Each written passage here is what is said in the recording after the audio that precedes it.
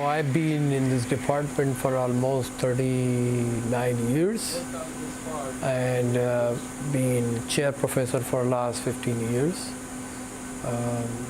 and teaching in the area of manufacturing.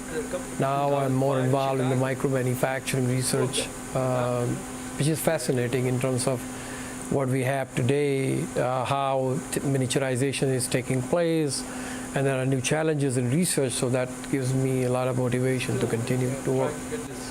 You always keep learning things, you never stop learning. Even today, I just enjoy teaching because I keep learning every day, because just like you're mentoring somebody and they do good in life, you feel rewarded for that.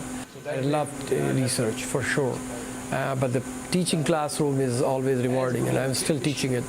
And that's why I haven't retired yet, because I enjoy teaching, mentoring grad students and in classroom both.